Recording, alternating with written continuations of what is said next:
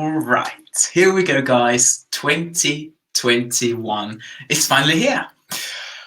And I just want to say a happy new year to everyone. Let's get this year started the right way. And today I want to share with you my 5 top tips on how to prepare your very best self for 2021. Regardless if you're a mum, if you're a dad, if you're a business owner, if you want to lose 200 pounds weight, or if you want to gain some muscle, if you want to sleep better, what do we actually do? What are some of the physical principles that we can use today to teach you guys how to have the best 2021? Let's face it, last year was tough. Today is the 1st of January 2021, and I don't want to waste any time to be contemplating about last year and to be kind of talking about how bad it was or how challenging it was. So I have a feeling that we need to move forward. We need to understand and learn what things we can do to help ourselves and help others around us to have a better time this year, this 2021. Now, we've got Instagram on here, we've got Facebook on here. I feel like I've got a whole production studio. But guys, I just want to, as always, drop me a message below. How has your day been? What's been going on in your life? I hope you're not too hungover today. Yesterday, as you know, in the UK, we're not really allowed to mingle with people. So this year was a super quiet one for me. And I woke up this morning and I felt so fresh. So I'm going for a run in a minute. I don't have a hangover or a headache for once on January the 1st. However, I want to talk about 5 principles that I've been thinking about, studying about, and reflecting about, because I feel like years like 2020 teach us a lot more about ourselves, about our future, and how we want to live our life. Because when something really good is taken away from you, the first thing you want is to have it back, right? If it's your health, you lost your health, the first thing you want is to be healthy again. As you know, my personal story, I had a lot of health challenges as I was younger. And one of the first things I wanted to achieve is, as soon as I got my health back, never to be in that position again.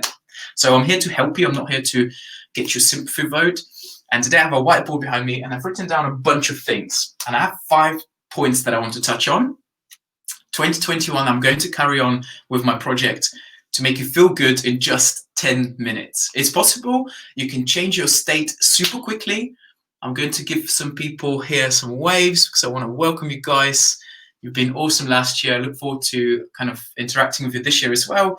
And guys, I'm going to allow the comments on Facebook as well. So if anyone has any questions, let's make this a debate. Let's make this for you.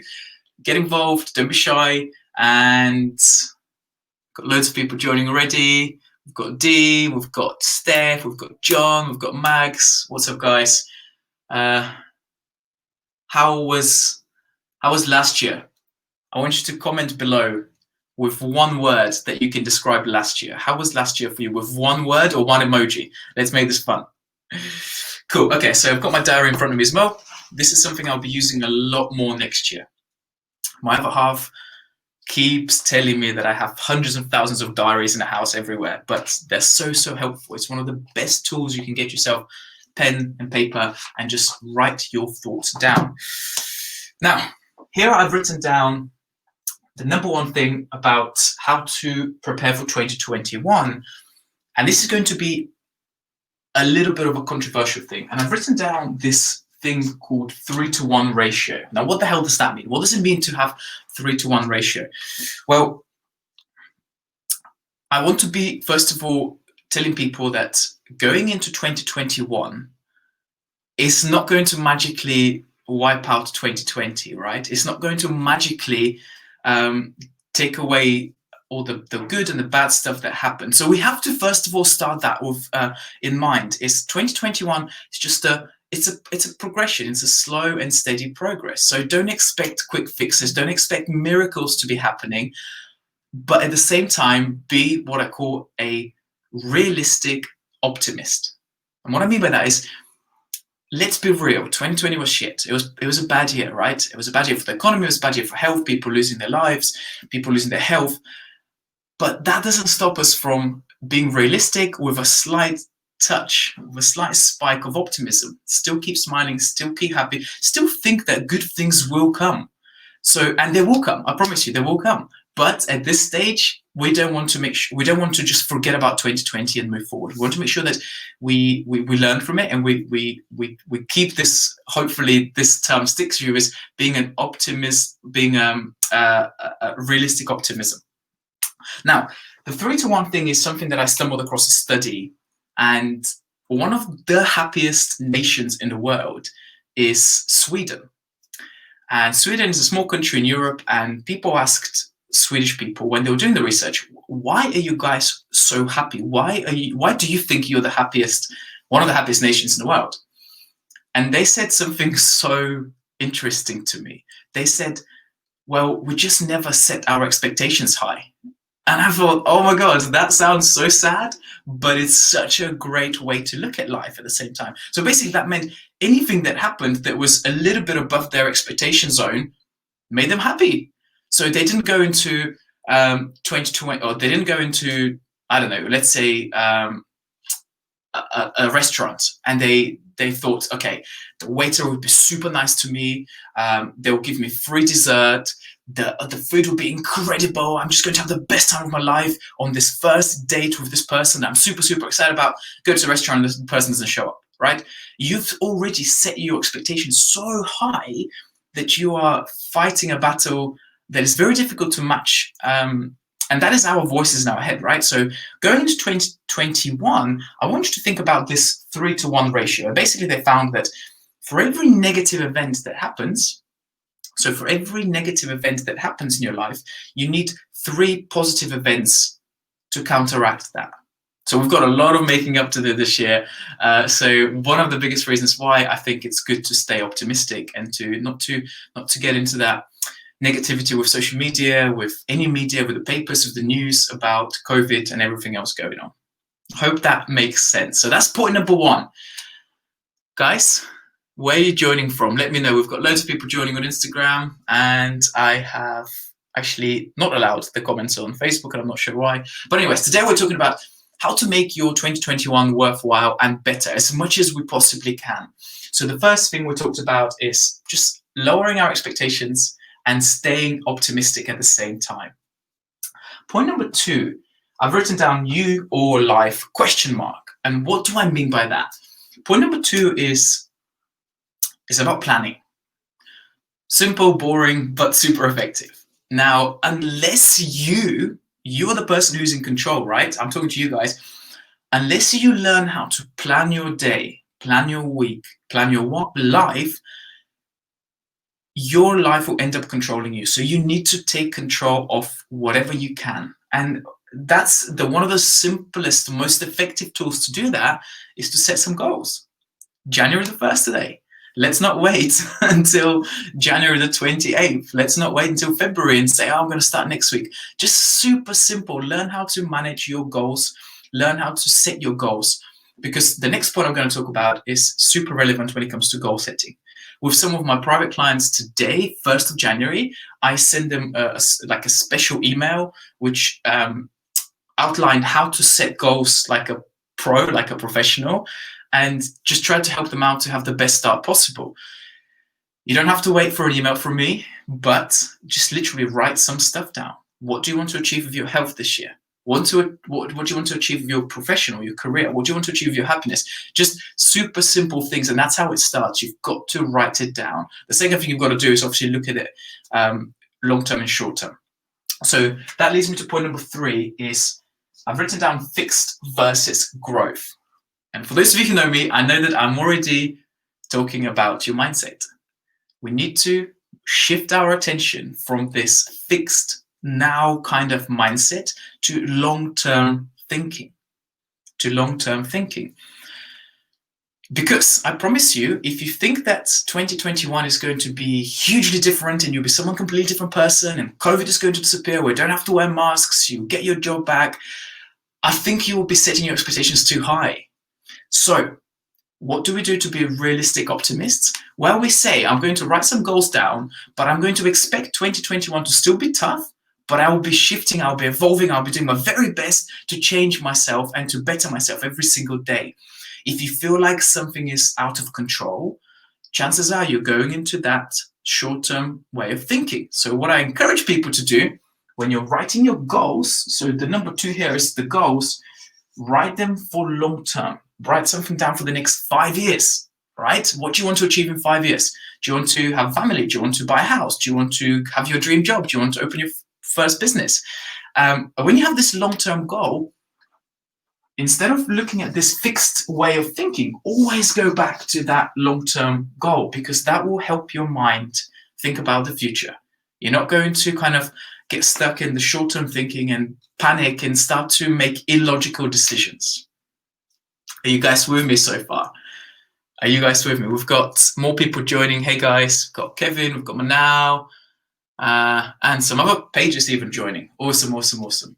I have 2 more tips. I keep promising people that I'll just keep these videos to 10 minutes and giving you guys some little inspiration and sort of tips and strategies how to develop a better lifestyle, but I keep running late. The 4th one is, I'll actually probably get you to watch some of my previous videos, the 3-2-1 rule. This is one of the best things I'm not sure where I got it from. I've used it for years. And the 3-2-1 rule is a simple way that you can reflect on how your day's been, you can plan ahead, and you can evaluate what you could have done better. Kevin, Happy New Year, buddy. Awesome to see you guys. Yeah, the 3-2-1 rule, I actually suggest you go on our YouTube channel or my other social media platforms and find what we talk about when we say 3-2-1 rule. It basically means every evening in this exact diary, I write down 3 things I'm grateful for that day. And this can be my girlfriend cooking an amazing meal, I had a really good workout, I had a nice meeting with the team, or anything. It could be something huge, it could be something super small, but it teaches your brain, it teaches your mind to start recognizing the positive things that happen each and every single day, as opposed to constantly being bombarded by negativity in the media and the news and so on and so forth. Hope that makes sense. And the final one, this one is called positive reinforcement. If you want to have a good year ahead of you, if you want to have a good life ahead of you, things will always pop up. There will be stuff that happens that is tough to manage. Your coach might say to you, you've got a really heavy workout coming up, or you want to lose weight and you're like, oh, I've got to get on the bike every day for half an hour and I've got to do this, which doesn't necessarily scream joy and happiness, right? But here is a little thing that you can do. For every event that you find really challenging and tough, but you know it's good for you, at the end of that particular event, stick something that is positive that you're looking forward to. And that is the #1 rule in psychology when we teach people how to build healthy habits. Let's give an example. If I'm going for a run later, and let's say I'm going for like a 15K run. For me, that's long. I've been, let's say, building up for a while, and I know it's going to get tough after like the 2nd, 3rd, 4th, 5th mile. Eventually, your knees will start to hurt. You start to sweat. It's cold out there. It's difficult to breathe. I'm just picturing coming back home and having a hot bath with some magnesium salts and just enjoying a nice cup of tea. Simple as that. And that will be my internal drive, my internal motivator to keep me going. Yours might be quite different. You might aim for different things. Let's say you've got a really busy shift at work. It's super, like January is a busy time. Accounts come in, New Year starting, and so on and so forth. And you're thinking, how am I going to survive the next 8, 9, 10 hours? Well, at the end of that shift, reward yourself with something nice. Reward yourself with something that you enjoy.